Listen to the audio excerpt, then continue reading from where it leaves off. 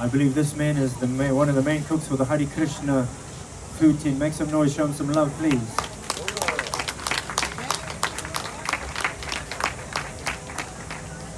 Kia ora whānau. Hare Krishna. I wouldn't say I'm one of the main cooks. I'm one of the team.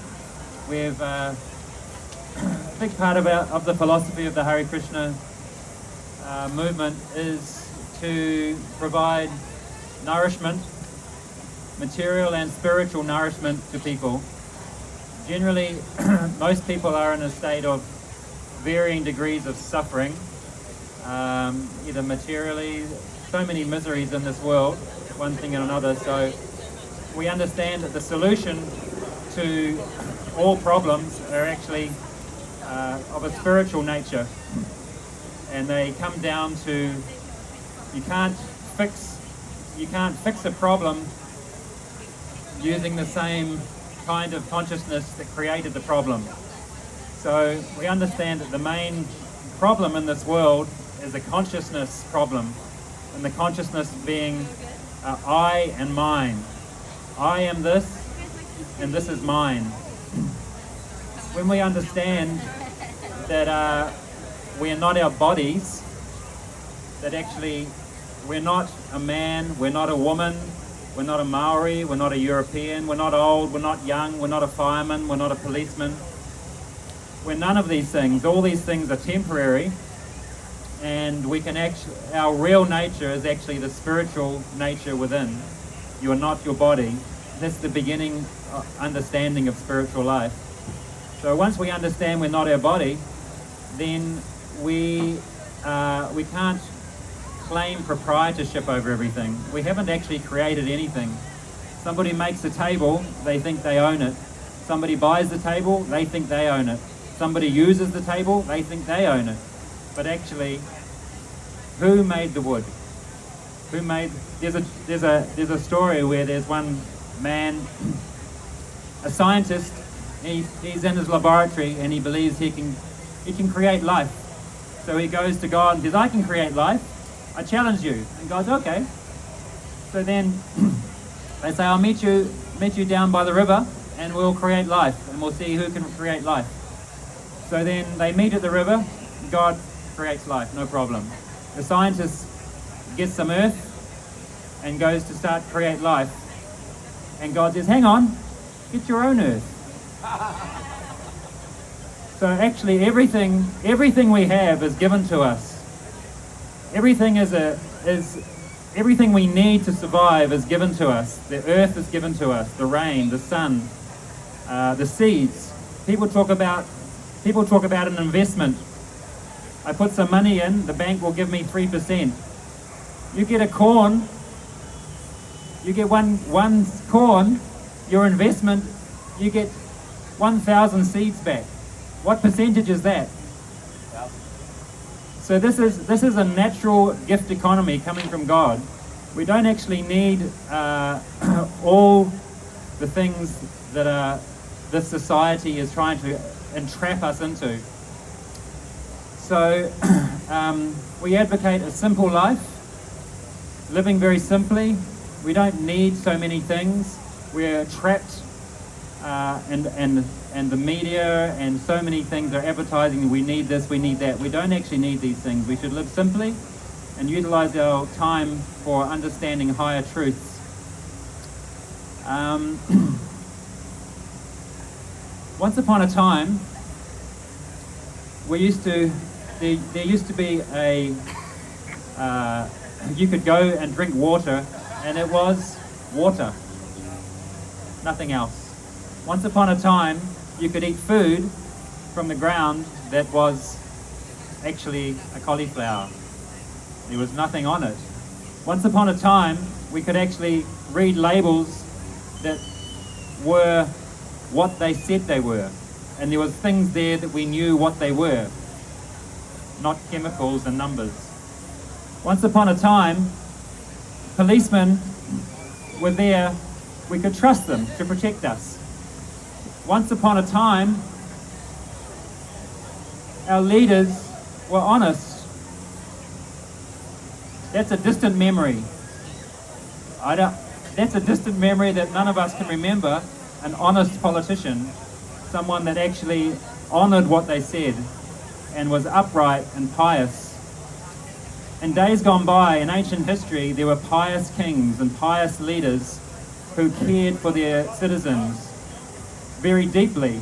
They were religious, and they understood that everything belonged to God. Everything should be used to serve Him.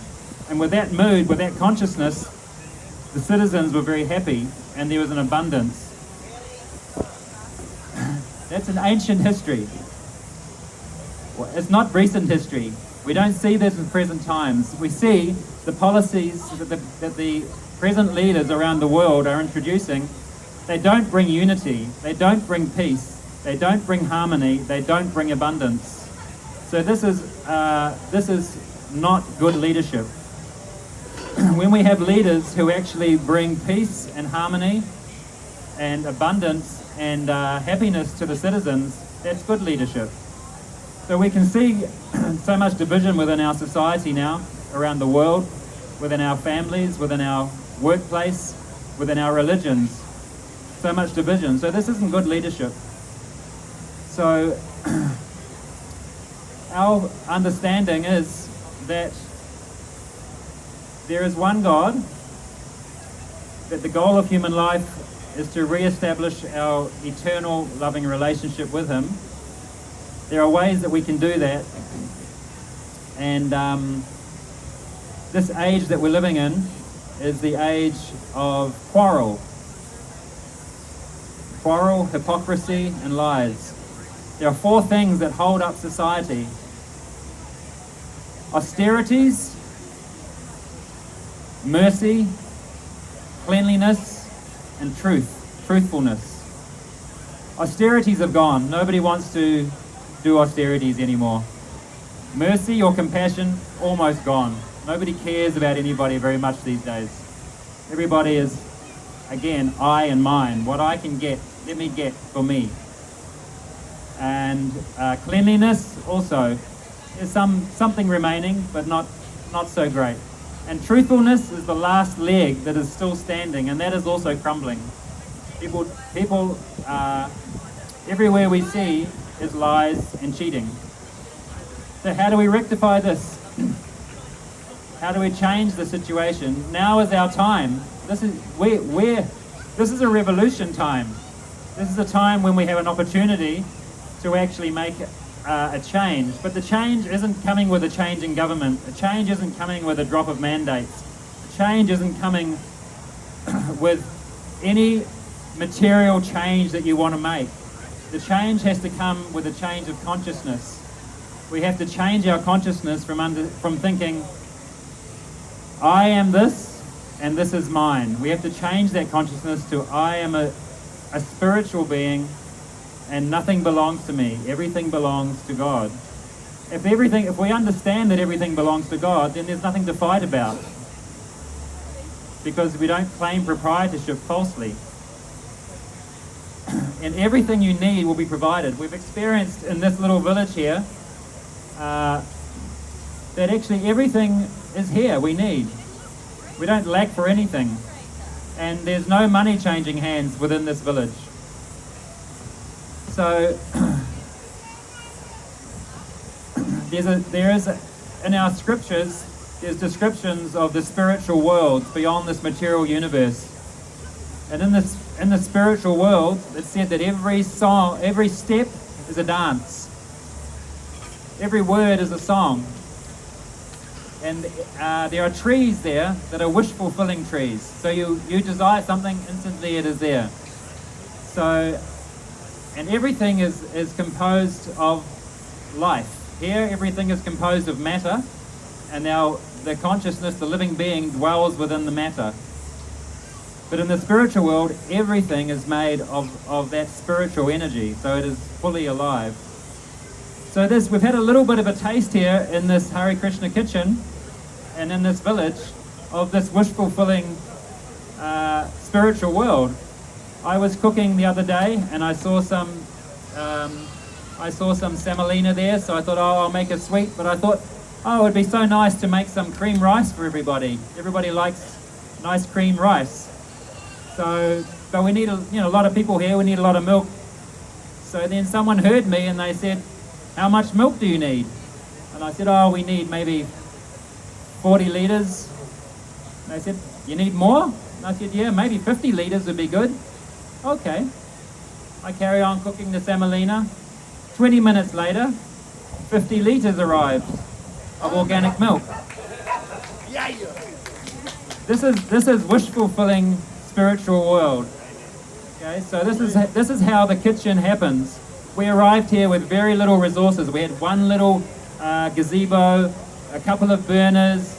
We came with the idea that yes, there's some people here, opportunity to give sanctified food. All the food we distribute, it's not ordinary food. It's meant to raise the consciousness.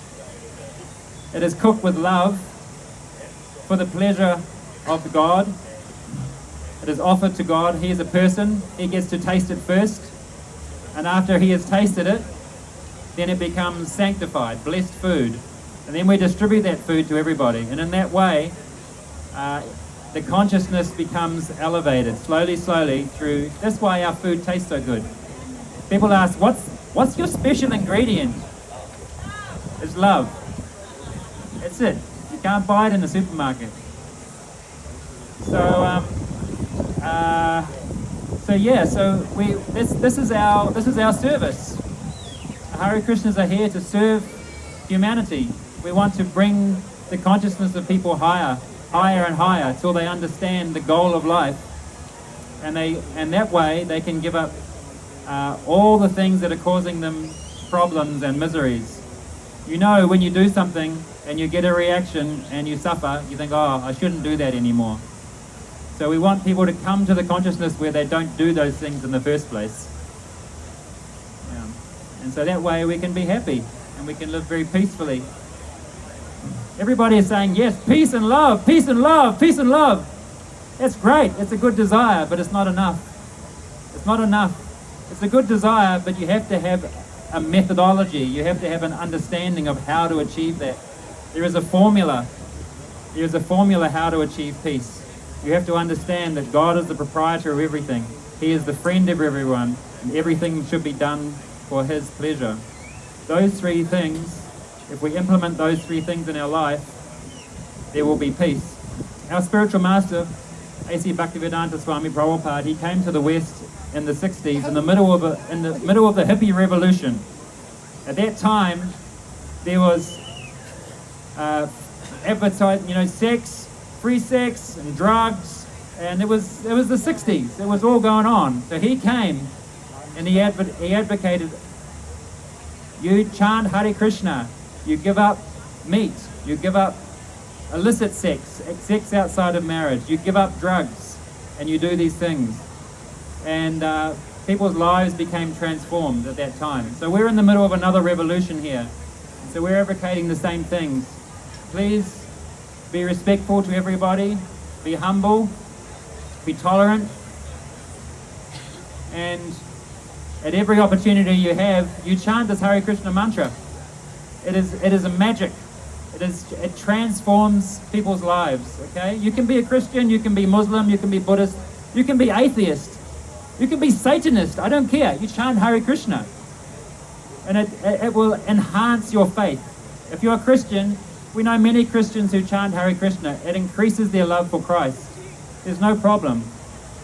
We're not sectarian in any way. So this mantra has been given us by the gods for the purification and the blessings of human race. So it's a very, very ancient mantra. It delivers the mind. It purifies the heart. It elevates the consciousness. There is no loss, there is no cost. So we encourage everybody to take this mantra, take it home, chant it in the shower, chant it when you're walking to work, if you have a job. Chant it wherever you are. At any time, there's no rules, okay? And you will see in your life what happens. How your vision becomes clearer, how you start to understand the reality of what is going on, and how you can be happy and peaceful. So just to encourage everybody, I'd like to invite some of my friends on board. And anyone else who wants to come on stage, you're welcome. If not, please join us, and we're just going to chant a little bit of Hare Krishna. Just while they're coming on stage, I'd like to tell you a little story. In our long time ago, many millions of years ago, there was a big demon, and he terrorized the whole universe. He was so strong, and he performed some big austerities, standing on one leg for many thousands of years. He became very powerful. All the sun god, the wind god, all throughout the universe, they were all terrified because he became so powerful. And he went to the creator of the universe, Lord Brahma, and he said, Lord Brahma said, "What do you want?" He says, "I want to be immortal." He says, "Well, I'm not immortal. I can't do that." He says, "Well, I want not to be killed in the sky or on the land or in the water." He says, "Okay, I can do that. Blessing. I don't want to be killed by any animal or beast or man." Blessing, no problem. "I don't want to be killed in the daytime or the nighttime." Okay, blessing. "I don't want to be killed inside or outside." Okay, blessing, no problem. So he thought he was safe. So he continued his tyranny, ruling and abusing everybody for his own. Demons or evil persons, they want what good people want. They want a better world. The difference is they want it only for themselves. They want a better world for me. This is the consciousness of a demon. They don't care about anything else. Pious people, they want a better world for everybody. So this demon was like that, and he had a son who was very, very pious, and he believed in God, and he was worshipping God, and he kept telling his father, God is everywhere. And his father would become very angry. "Who is this God?" And he smashed a big pillar, and he says, is he in here? Is he in this pillar? And he smashed the pillar. Out of the pillar appeared this form. It was a half man, half lion. He was very angry, extremely angry. This is a form of God. He came as half man, half lion, and they fought with the demon for a long time, many days. They had a big fight. In the end, his name was Nrsimha. Nrsimha put the demon on his lap, and he got his nails of his hands, and he pierced his belly, and he pulled out his intestines, and he killed him. So he did this in the doorway. He wasn't inside or outside. He did it at dusk. It wasn't daytime or nighttime. He used his nails. It wasn't a weapon. He wasn't a man. He wasn't a beast. He was half and half. He fulfilled all the blessings. My point is, he came to protect the pious and to annihilate the impious, those who are evil. Okay, that's one point. The other point is that you can't trick him. You may try all you like to try and manipulate things for your own advantage, but he will always, he's clever. He's more clever than anyone. So we can have faith that he will always protect those who are on the righteous path. Okay, so let's chant Hare Krishna. A lot of you will know the mantra. Just to check, I'll just go through it once. So just repeat after me. Hare Krishna, Hare Krishna, Krishna Krishna, Hare Hare, Hare Rama, Hare Rama, Rama Rama, Hare Hare. Hello.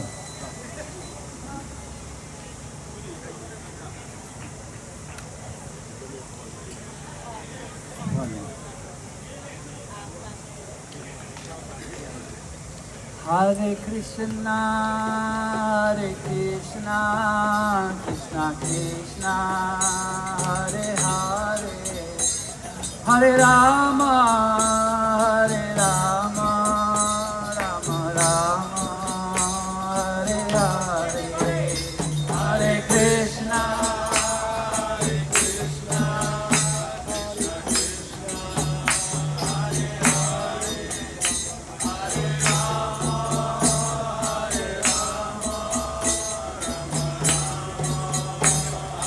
Hare, Hare Krishna, Krishna Krishna, Hare Hare, Hare Rama, Rama Rama, Hare Hare, Hare Krishna, Krishna Krishna, Hare Hare, Hare Rama, Rama, Hare Hare, Hare Krishna, Krishna Krishna, Hare Hare, Hare Rama, Rama Rama, Hare Hare, Hare Krishna, Krishna Krishna, Hare Hare, Hare Rama, here we go. Hare Krishna, Krishna Krishna, Hare Hare, Hare Rama, Rama Rama, Hare Hare, Hare Krishna, Krishna Krishna,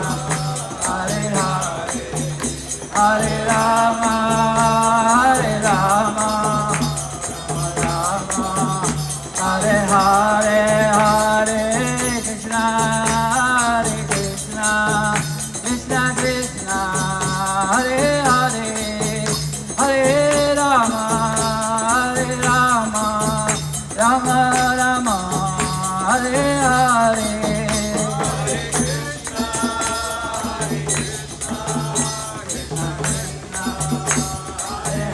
Hare,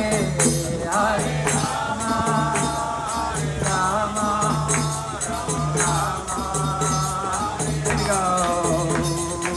Hare Krishna, Krishna Krishna, Hare Hare, Hare Rama, Rama Rama, Hare Hare, Hare Krishna, Krishna Krishna, Hare Hare, Hare Hare Krishna, Krishna Krishna, Hare Hare, Hare Rama, Ram Ram, Hare Hare, Hare Krishna, Krishna Krishna, Hare Hare, Hare Ram, Hare Hare, Hare Krishna, Krishna Krishna, Hare Hare, Hare Ram, Ram Hare Hare, Krishna, Krishna Krishna, Hare Hare, Hare Krishna, Krishna Krishna, Hare Hare, Hare Ram, Ram Hare Hare, Hare Krishna, Krishna Hare Hare, Hare Ram,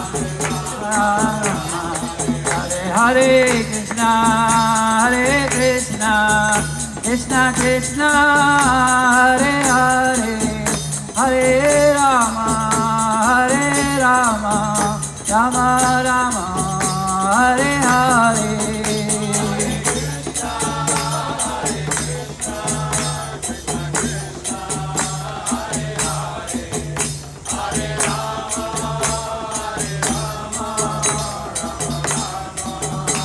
Here we go. Hare Krishna, Krishna Krishna, Hare Hare, Hare Rama, Rama Hare Hare, Hare Krishna, Krishna Krishna, Hare Hare, Hare Rama, Hare Hare, Hare Krishna, Krishna Krishna, Hare Hare, Hare Rama, Rama Hare Hare.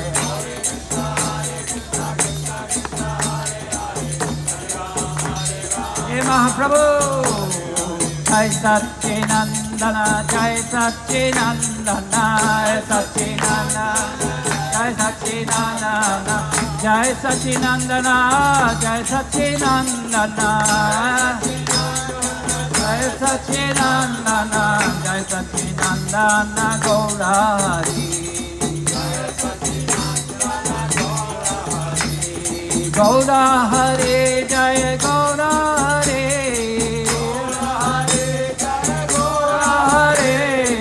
Gaura Hare, Jaya Gaura Hare,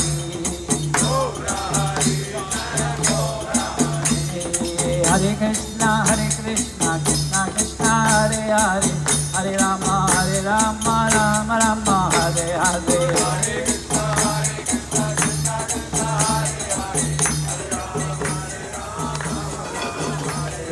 Hare Krishna, Krishna Krishna, Hare Hare, Hare Rama, Rama Rama, Hare Hare. Got the summit going around.